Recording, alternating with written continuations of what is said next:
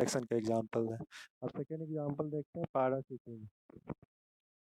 Parasitism में क्या होता है, पैरासाइट्स जैसे जैसे ह्यूमन बींग्स में भी कई सारी डिजीजेज होती हैं पैरासाइट की वजह से, जैसे फाइलेरिया, मलेरिया और भी बहुत, डेंगू। तो इसमें क्या होते हैं कि पैरासाइट्स जो माइक्रो ऑर्गेनिज्म्स होते हैं वो होस्ट के अंदर सरवाइव करते हैं। तो होस्ट से तो वो न्यूट्रिशन पाते हैं और बाकी अपने लाइफ प्रोसेस पूरा करते हैं, बट होस्ट को उसकी वजह से डिजीज हो जाती है और फिर उनका सर्वाइवल मुश्किल हो जाता है, डेथ भी हो सकता है। तो ये पैरासिटिज्म का एग्जांपल है। जैसे ये भी चार तरह का होता है parasitism: ecto parasite, endo parasite, temporary parasites और परमानेंट पैरासाइट्स। ये पैरासाइट्स के टाइप होते हैं पैरासिटिज्म। तो जो पैरासाइट्स जो होस्ट के अंदर रहते हैं वो चार तरह के होते हैं: ecto parasite, endo parasite, temporary parasite and permanent parasite. Ecto parasite जैसे माइट्स, मतलब मक्खी, मच्छर और ये सब जो होते हैं, तो ये भी एक टाइप का पैरासाइट्स ही होता है। जैसे ह्यूमन बींग्स या बाकी एनिमल्स को बाइट करते हैं और ब्लड सक करते हैं। तो इसमें क्या होता है, होस्ट को जो ह्यूमन बींग्स या एनिमल्स हैं उनको तो लॉस होता है, बट इनको फूड मिल जाता है। तो क्योंकि ह्यूमन को या फिर एनिमल्स को लॉस हो रहा है तो ये निगेटिव निगेटिव इंटरेक्शन होगा। इंडो पैरासाइट क्या होता है, अ, जैसे इंडो पैरासाइट मतलब बॉडी के अंदर ही पैरासाइट रहता है। तो जैसे वार्म्स, हुक वार्म्स जो होते हैं गट में रहते हैं या इंटेस्टाइन में रहते हैं। तो ये एक एग्जांपल हो गया, वार्म्स की वजह से डिजीज होती है होस्ट को, बट उनको उनका तो फूड और बाकी न्यूट्रिशनल रिक्वायरमेंट और सर्वाइवल के लिए जो चीज़ चाहिए, एनवायरनमेंट, वो सब कुछ मिल जाता है। टेम्पररी पैरासाइट्स जैसे मॉस्कीटो, फ्लाइज, हमने बोला कुछ टाइम के लिए आते हैं फिर चले जाते हैं। परमानेंट पैरासाइट जैसे वही ये हुक वर्म भी परमानेंट टाइप के ही है। एंट अमीबा हिस्टोलाइटिका, ये भी परमानेंट है। इस क्योंकि ये with in the body survive करता है और काफ़ी लंबे टाइम तक रहता है, एक तरह से परमानेंटली ही रहता है और फिर उसकी वजह से डिजीज़ होती है। तो ये भी निगेटिव इंटरेक्शन का एक टाइप है। थर्ड टाइप है कंपटीशन। कंपटीशन क्या होता है, ये इंपॉर्टेंट थिंग है कंपटीशन, जो आप लोगों ने ज़्यादा नहीं पढ़ा होगा बट अभी डिटेल में पढ़ना है। इसमें क्या होता है कि कंपटीशन, जैसे आप लोग किसी क्लास में पढ़ते हैं तो किसी को ज़्यादा मार्क्स आ जाता है, किसी को कम आता है, तो एक दूसरे में कंपटीशन की फीलिंग आती है। तो उसका ज़्यादा आ गया, उसका कम, तो वो जिसका सेकंड रैंकर जो होता है वो चाहता है कि मैं फर्स्ट बनूं। थर्ड होता है वो भी चाहता है मैं फर्स्ट या सेकंड बनूं। तो वो क्या होता है फिर फर्स्ट रैंकर को या बाकी स्टूडेंट्स को कंपटीशन देते हैं। एक तरह से वो ज़्यादा पढ़ेंगे उसके लिए अगर टॉप करना है, तो फिर दूसरे को भी कंपटीशन का फीलिंग आएगा। तो वैसे ही होता है जब खाने की चीज़ें लिमिटिंग हो, जैसे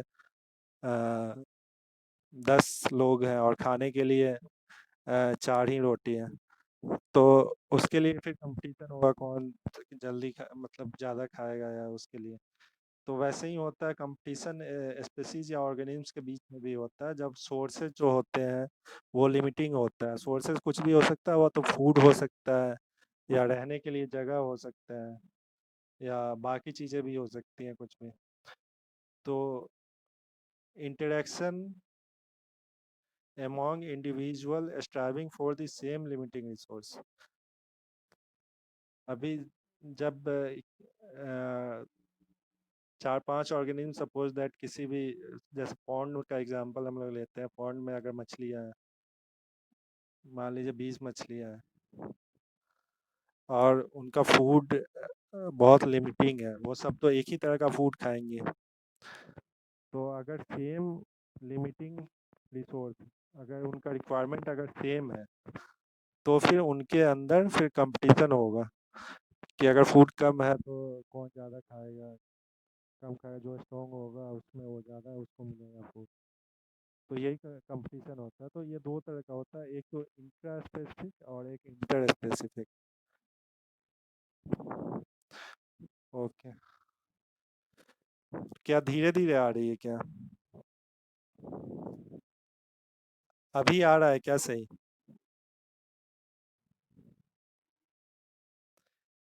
ओके। तो हाँ,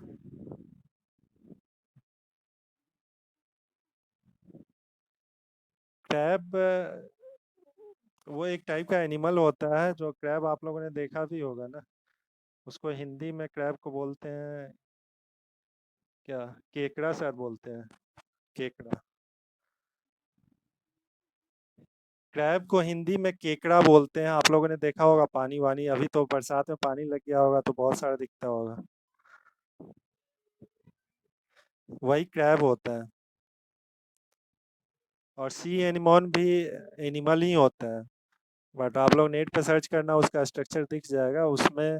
सी एनिमोन में मूवमेंट नहीं हो पाता, उनके लेग्स नहीं होते हैं, तो वो क्रैब से अटैच हो जाते हैं।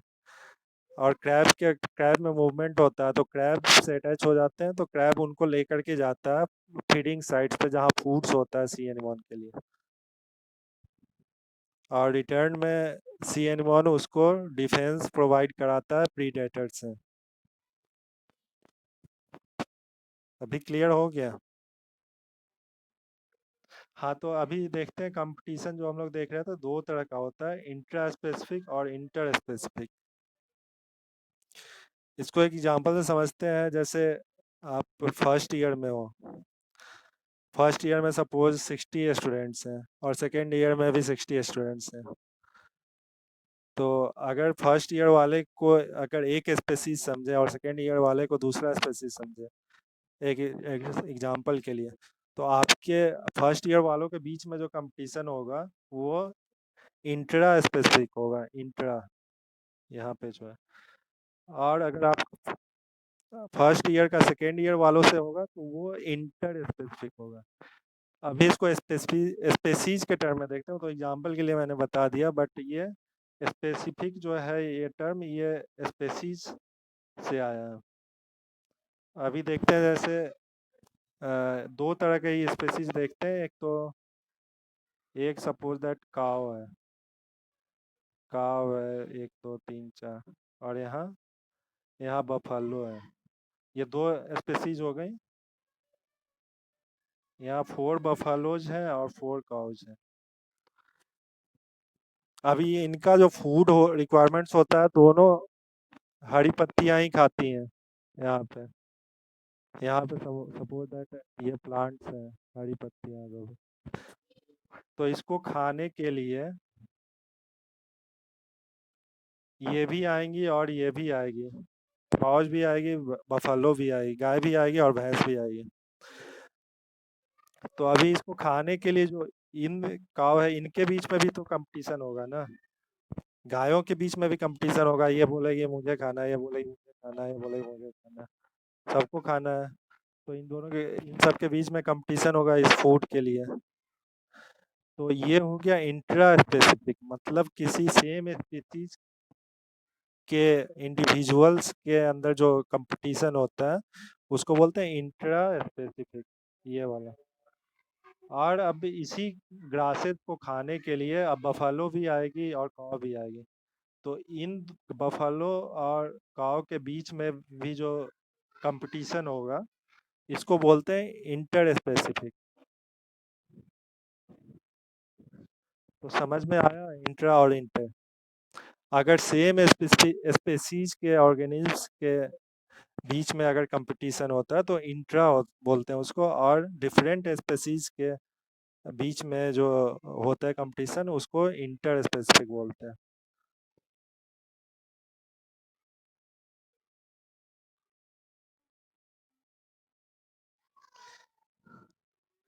तो अभी इंटर स्पेसिफिक और इंटर स्पेसिफिक के ही को कंसीडर करते हुए गॉज एक इन्वायरमेंटल साइंटिस्ट थे। उन्होंने एक प्रिंसिपल दिया जिसका नाम है कॉम्पिटिटिव एक्सक्लूजन प्रिंसिपल। तो ये प्रिंसिपल क्या बोलता है, see it states that two species that compete for exact same resources can not stably coexist. मतलब दो डिफरेंट स्पीसीज अगर एक ही खाने के लिए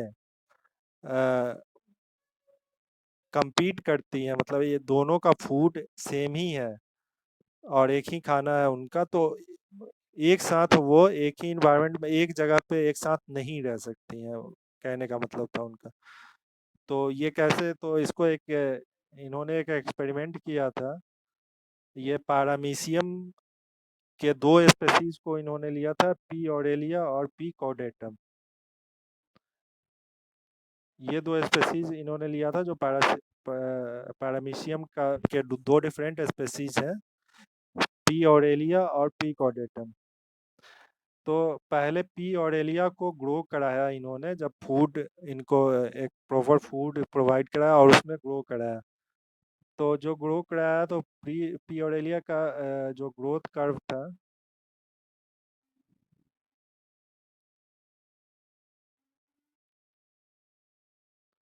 यहाँ जैसे आप लोग देख सकते हैं, ये रेड लाइन जो है स्ट्रेट लाइन, ये ऐसे ग्रोथ किया था।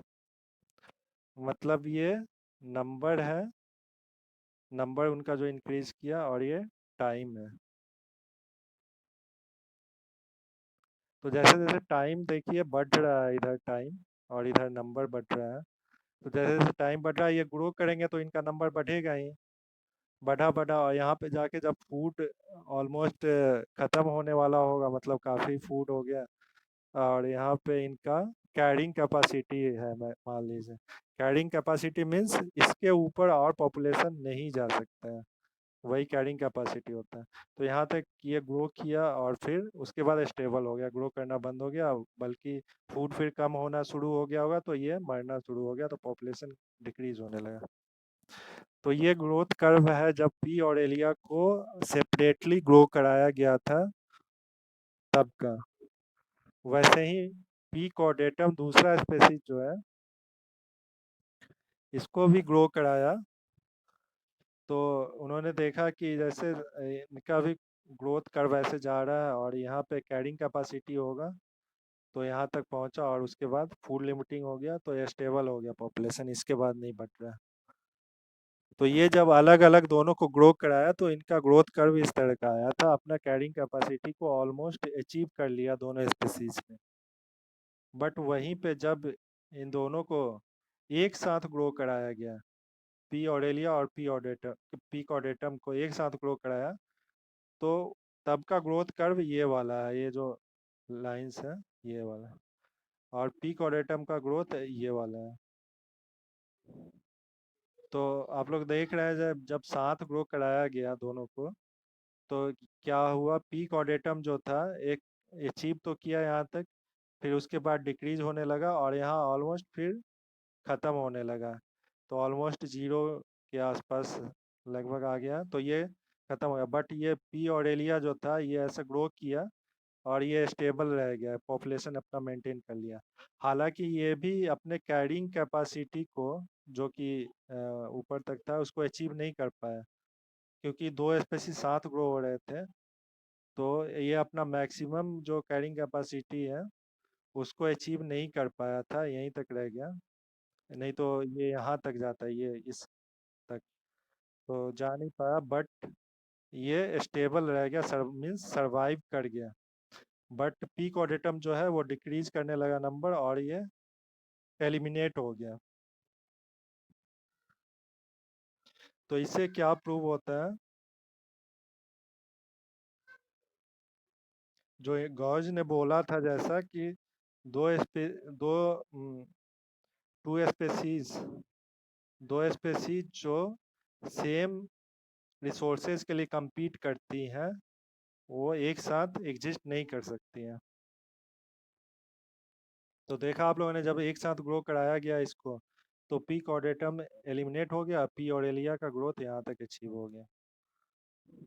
तो यही कहने का मतलब, अगर सेम रिसोर्सेज है दो स्पीसीज का, डिफरेंट स्पीसीज का, और एक साथ उसको ग्रो करा दिए हैं, तो कुछ टाइम के बाद एक एलिमिनेट हो जाएगा, मतलब एक उसमें से डेड हो जाएगा, खत्म हो जाएगा, और एक ही उसमें एग्जिस्ट कर पाएगा।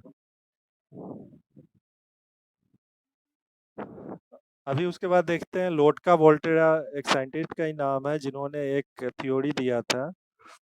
तो जैसा हम लोग ने पहले की क्लासेस में पढ़ा था कि ये वाला फार्मूला हम लोगों ने देखा था। ये क्या था? ये कौन से ग्रोथ का ये फार्मूला है? दो तरह का ग्रोथ होता है ना, एक लॉजिस्टिक ग्रोथ और एक एक्सपोनेंशियल ग्रोथ।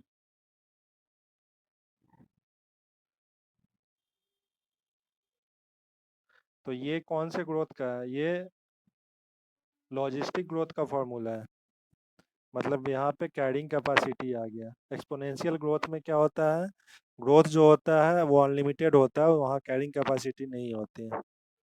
बट रियल में देखा जाए तो लॉजिस्टिक ग्रोथ ही होता है, क्योंकि कभी भी ऐसा सिचुएशन नहीं हो सकता किसी स्पेसीज के लिए कि वो अनलिमिटेड ग्रोथ करे। कुछ ना कुछ लिमिटिंग फैक्टर तो होगा ही। तो इसी फार्मूले पे बेस्ड इन्होंने लूका वोल्टा ने एक फार्मूला दिया, एक मॉडल दिया कि जब दो स्पेसीज साथ ग्रो कर रही होंगी, ये तो था सिंगल स्पेसीज जब साथ ग्रो कर रही थी तब के लिए ये फार्मूला था, ये वाला। बट जब दो स्पेसीज को साथ ग्रो कराएंगे तब उनका ग्रोथ कैसा होगा, उसके लिए उन्होंने ये वाला फार्मूला दिया। इसमें क्या है देखिए आप लोग, वही है इसमें जैसे था dN/dt equal to Rn/k-n/k। But यहाँ पे क्योंकि दो स्पेसीज साथ ग्रो कर रही हैं तो यहाँ पे फार्मूला ये चेंज हो जाता है dN/dt। dN1, N1 क्या है? फर्स्ट स्पेसीज है, और N2 जो क्या है? सेकेंड स्पेसीज है। दो तरह की स्पेसीज। तो N1 है कि फर्स्ट स्पेसीज का पॉपुलेशन है N, और ये N2 सेकेंड स्पेसीज का पॉपुलेशन है। तो यहाँ पे हो जाएगा dN1/dt equal to Rn1। Rn R1 means growth rate of N1 species. जो यहाँ पे जो है सेम चीज़ है, बस 1 1 लग गया है। उसके बाद K1 - N1 ये भी सेम ही है, बाई K1 ये भी सेम है, बस इसमें क्या हो जाता है, एक माइनस ये जो है अल्फा N2 ये ऐड हो जाता है माइनस में। तो ये अल्फा N2 क्या है? ये अल्फा है क्या? Inhibiting effect bye species N2। मतलब जैसे हमने देखा दो स्पेसीज थी N1 और N2, तो जब दोनों साथ ग्रो करेगी तो क्या होगा? N2 N1 को इनहिबिट करेगी क्योंकि कंपटीशन होगा, और N1 भी N2 को इनहिबिट करेगी। तो वो जिस रेट से इनहिबिट करती है, इनहिबिटिंग फैक्टर है ये अल्फा। तो N2 जो जिस इनहिबिटिंग फैक्टर से इनहिबिट करेगी वो अल्फा, वो यहाँ पे माइनस हो जा रहा है। यही फार्मूला में ऐड हो गया। और दूसरा वाला फार्मूला भी वही है, यहाँ N1 की जगह N2 हो गया है, तो ये N2 स्पेसीज सेकेंड स्पेसीज के लिए है। तो dN2/dt मीन्स सेकेंड स्पेसीज का population by change in time, और रेट ऑफ सेकेंड स्पेसीज, और यहाँ पे वही चीज़ें सब है। और यहाँ पे हो गया β N1। बीटा मतलब inhibiting factor by species N1। N1 है ना यहाँ पे, तो N1 जिस इनहिबिटिंग फैक्टर से इनहिबिट करेगा N2 को, वही हो गया बीटा। तो दो चीज इसमें नया आया, एक अल्फा और बीटा। तो अल्फा क्या होता है? स्पेसीज सेकेंड स्पेसीज जिस रेट से इनहिबिट करेगी फर्स्ट स्पेसीज को, वो अल्फा हो गया, और फर्स्ट स्पेसीज जो इनहिबिट करेगी सेकेंड स्पेसीज को, वो बीटा हो गया। तो ये फार्मूला जो पुराना वाला जो फार्मूला था dN/dt इक्वल टू Rn/k-n/k, ये मॉडिफाई होके हो जाता है dN/dt Rn/k-n minus alpha N2/k। तो ये वाला फार्मूला जो हम लोग देखते थे वो सिंगल स्पेसीज को जब ग्रो कराएंगे तब के लिए था। तो इस फार्मूले से हम लोग क्या फाइंड आउट कर सकते थे? पॉपुलेशन रेट, ग्रोथ रेट जो है स्पेसीज का, टाइम कितना लग रहा है कोई पॉपुलेशन अचीव करने में, और कैरिंग कैपेसिटी उसका। ये सब यहाँ भी वही सब चीज़ें हैं, बस ये अल्फा इनहिबिटिंग फैक्टर, क्योंकि दो स्पेसीज एक साथ ग्रो हो रही हैं, तो ये अल्फा और बीटा ऐड हो जाता है इसमें।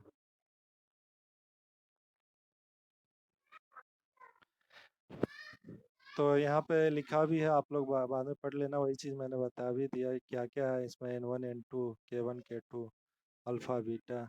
तो अल्फा जैसा आप लोग देख रहे हैं, alpha is a competitive coefficient representing the inhibiting effect of species 2 on species 1।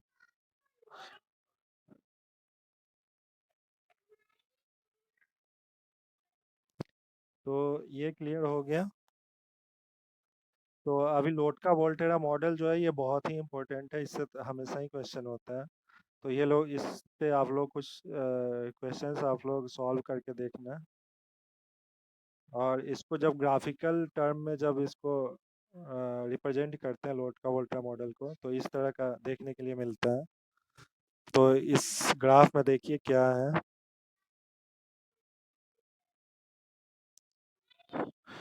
यहाँ ये जो एक्स एक्सिस पे है ये N1 का पॉपुलेशन है, यहाँ पे जो लिखा हुआ है N1 का, और इधर क्या है वाई एक्सिस पे N2 का पॉपुलेशन। तो ये N1 और N2 ये दोनों क्या है, साथ ही ग्रो कर रही हैं, तब के लिए है। तो जब ये दोनों साथ ग्रो करेगी, तो देखिए इस पे जब N1 के टर्म में देखते हैं तो इनका पॉपुलेशन ऐसे इंक्रीज करेगा, N1 का इंक्रीज कर रहा है, बट यहाँ पे ये जो है K1 इसका कैरिंग कैपेसिटी है, मतलब यहीं तक पॉपुलेशन इसका जाएगा, इससे आगे K1 जो है, इससे आगे पॉपुलेशन नहीं जाएगा K1 के आगे।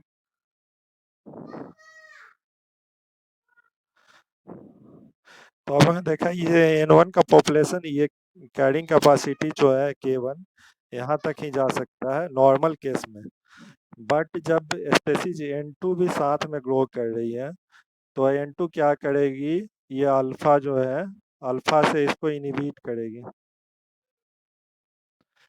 तो अल्फा जो हम लोगों ने देखा था इनहिबिटिंग फैक्टर है, इससे ये N1 के पॉपुलेशन को इनहिबिट करेगी, ये N2 स्पेसीज। तो ये के और ये हो गया अल्फा, ये जो लाइन आप लोग देख रहे हैं कैरिंग कैपेसिटी प्लस ये inhibitory effect of species N2 on N1। तो इसकी वजह से क्या होगा, इसका पॉपुलेशन जो है ये जो नीचे तो यहाँ तक गया, बट यहाँ का पॉपुलेशन यहाँ तक आना चाहिए था ना, बट ये नहीं आ पाएगा, क्योंकि इधर N2 का पॉपुलेशन होगा, यहाँ पे N2 भी होगा। तो N2 जो होगा इसको, ये N2 जो है इसको N2 भी होगा इसमें, तो इसमें N1 भी होगा, ये ऑर्गेनिल्स है, तो ये इनहिबिट करेगा, तो इसका पॉपुलेशन यहाँ तक ही रह जाएगा, इसी लाइन तक। तो यही होता है ये अल्फा इनहिबिटरी इफेक्ट। और अभी सेकेंड केस में भी देखते हैं वही चीज़ है, यहाँ पे N1 का पॉपुलेशन है, N2 का पॉपुलेशन है, बट N2 के टर्म में हम लोग देखते हैं तो N1 है, तो ये N1 क्या करेगा, ये बीटा से इनहिबिट करेगा अल्फा के पॉपुलेशन को, सॉरी ये N2 के पॉपुलेशन को बीटा जो इनहिबिटिंग फैक्टर है उससे इनहिबिट करेगा। तो इसकी वजह से N2 का पॉपुलेशन जिसका कैरिंग कैपेसिटी यहाँ तक है, बट ये यहीं तक जा पाएगा, क्योंकि ये जो है उसको इनहिबिट कर रहा है, इनहिबिटिंग फैक्टर जो है बीटा। तो देखा आपने नॉर्मल केस में पॉपुलेशन यहाँ तक होना चाहिए था, बट ये यहाँ तक ही ऐसे इस लाइन के इधर ही रह जाता है, और इस केस में इस लाइन के नीचे रह जाता है N2 का पॉपुलेशन। इसको आप लोग एक बार फिर से पढ़ना, तो क्लियर हो जाना चाहिए। तो लोट का वोल्टा मॉडल मॉडल यही है, जब दो स्पीसीज साथ ग्रो करते हैं तो पहला स्पीसीज बीटा से उसको इनहिबिट करेगा दूसरे स्पीसीज को, और दूसरा स्पीसीज अल्फा से इनहिबिट करेगा, जो कि इनहिबिटिंग फैक्टर है, क्योंकि कंपटीशन होगा दोनों के बीच में, इसलिए। अभी ये लोटका वोल्टा मॉडल के हिसाब से जब दो तरह की स्पीसीज एक साथ ग्रो करती हैं तो उसका आउटकम क्या होता है वो हम लोग देखते हैं। तो पहला देखिए, वन स्पीसीज ओनली सर्वाइव, ये कब होता है? जब दो स्पीसीज साथ ग्रो करेंगी तो उसमें एक ही सर्वाइव करेगा और दूसरा नहीं। तो जैसा हम लोगों ने गॉजेस प्रिंसिपल में भी देखा था, जब सेम लिमिटिंग फैक्टर हो और उसी के लिए जब दो स्पीसीज एक साथ ग्रो करती हैं तो एक ही सर्वाइव करेगी, एक एलिमिनेट हो जाती है। तो यहाँ पे लोटका वोल्टा के हिसाब से देखते हैं ये क्या बोल रहे हैं, it being the one with the greater negative effect on the competitor. मतलब जब दो स्पेसीज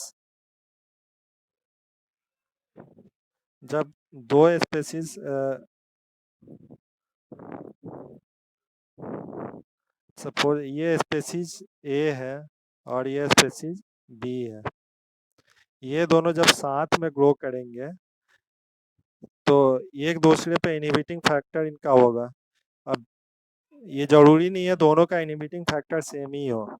सपोज दैट बी का इनहिबिटिंग फैक्टर अगर ज़्यादा है, ये ज़्यादा एफिशिएंसी से इनहिबिट करता है ए को, तो क्या होगा, कुछ टाइम के बाद ए क्या होगा, पॉपुलेशन इसका कम होने लगेगा और बी का पॉपुलेशन ज़्यादा होने लगेगा, क्योंकि ये तो बहुत कम पावर से इनहिबिट कर पा रहा है बी को, बट बी ज़्यादा पावर से इनहिबिट कर पा रहा है। तो बी का पॉपुलेशन इंक्रीज करने लगेगा और बी सरवाइव कर जाएगा और ए एलिमिनेट हो जाएगा। तो जब दो स्पेसीज साथ ग्रो कर रही हो और अगर एक का इनहिबिटिंग फैक्टर दूसरे पे ज़्यादा है तो फिर जिसका इनहिबिटिंग फैक्टर ज़्यादा है वो सरवाइव करेगा और दूसरा स्पेसीज एलिमिनेट हो जाएगा। पहला केस ये हुआ। दूसरा केस हम लोग देखते हैं, बोथ स्पेसीज को एग्जिस्ट इंडेफिनिटली। मतलब वैसा केस जब दोनों स्पेसीज इंडेफिनेटली को एग्जिस्ट साथ साथ रह पाएंगे, वैसा कब होता है ये देखते हैं। This occurs when intraspecific competition is less intense than interspecific। तो दोनों स्पेसीज ग्रो करेंगे। अब इसको समझते हैं कि इसके बोलने का मतलब है, जैसा हम लोगों ने दो एग्जांपल देखा था ना, काव काव और बफेलो का एग्जांपल देखा था। अभी इसमें तो जब intra specific competition inter specific से ज़्यादा हो, मतलब इन दोनों स्पीसीज में जो कंपटीशन होगा वो, और सेम स्पेसीज के बीच में, जैसे और इनके बीच में जो कंपटीशन होगा ये, तो ये हो गया इंट्रा, ये हो गया इंटर।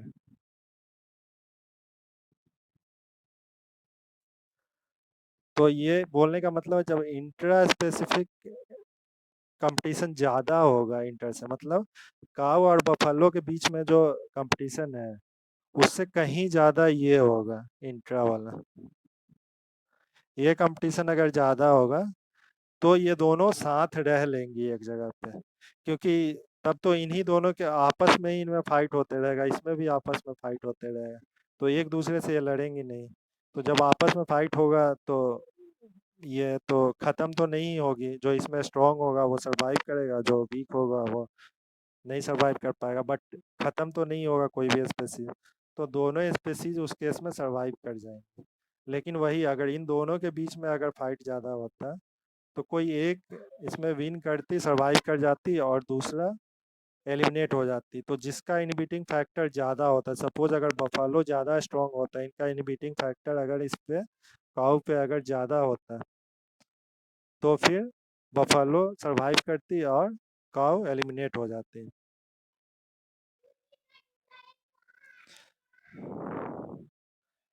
अभी थर्ड केस देखते हैं। ये बोलता है the species beginning at higher density पर persist and other is eliminated। मतलब जब दो स्पेसीज जैसे काऊ और बफेलो के केस में जब दोनों में से जो स्टार्ट में ज़्यादा नंबर होता है पॉपुलेशन जिनका, जैसे हम लोगों ने जो एग्जांपल देखा था काऊ और बफलो में, तो इसमें 4 थी, इसमें भी 4 लिया था। सपोज दैट ये 10 है, बफलो 10 है और ये 4 है।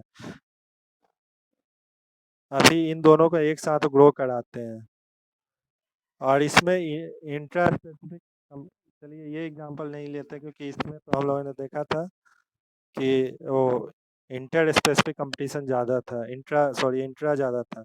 अभी ये कैट, दो एग्जांपल लेते हैं, कैट का और डॉग का।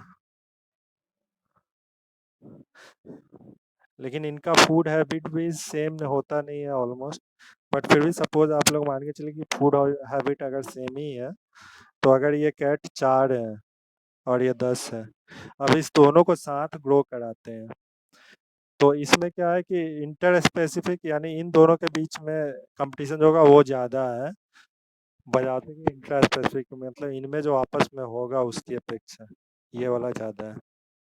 तो अभी इस केस में क्या है, ये स्पेसीज 10 से शुरू हुई है, मतलब शुरू में इनका पॉपुलेशन 10 था, इनका 4 ही था, तो इसका कहने का मतलब है ये डॉग वाला सरवाइव करेगा और ये एलिमिनेट हो जाएगा क्योंकि इनका नंबर कम है।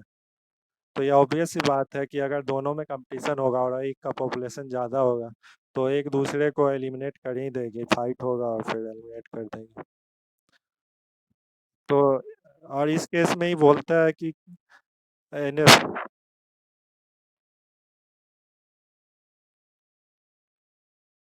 जो मैं बोल रहा था यहाँ पे इंट्रा स्पेसिफिक कंपटीशन, इस केस में इंटर स्पेसिफिक कंपटीशन इंट्रा से ज़्यादा होना चाहिए, वही बात है। क्योंकि फिर अगर इंट्रा कंपटीशन ज़्यादा होगा तो दोनों स्पेसीज सरवाइव करेंगे, तो इंट्रा इंटर वाला ज़्यादा होना चाहिए एक दूसरे के बीच।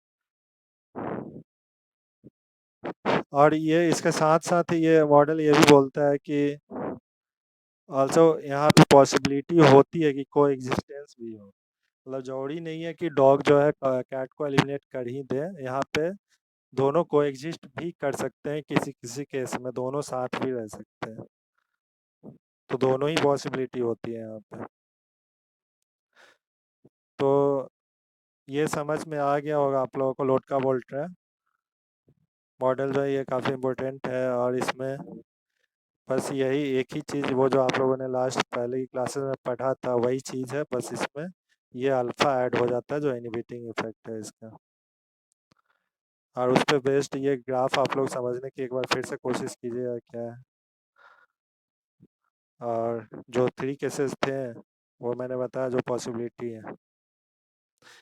तो अभी आज का ये चैप्टर ये कंप्लीट हो गया, कम्युनिटी इकोलॉजी। आप लोग एक बार खुद से पढ़ना और कुछ Lotka Volterra model based questions मिल जाएंगे आप लोगों को, सॉल्व करके देखना। अगर प्रॉब्लम हो तो आप लोग व्हाट्सएप ग्रुप में सेंड कर सकते हो कोई क्वेश्चन हो तो, और उसको नेक्स्ट क्लास में हम लोग डिस्कस कर लेंगे। ओके, फिर आज के लिए इतना ही, फिर मिलते हैं नेक्स्ट क्लास में। बाय। बाय।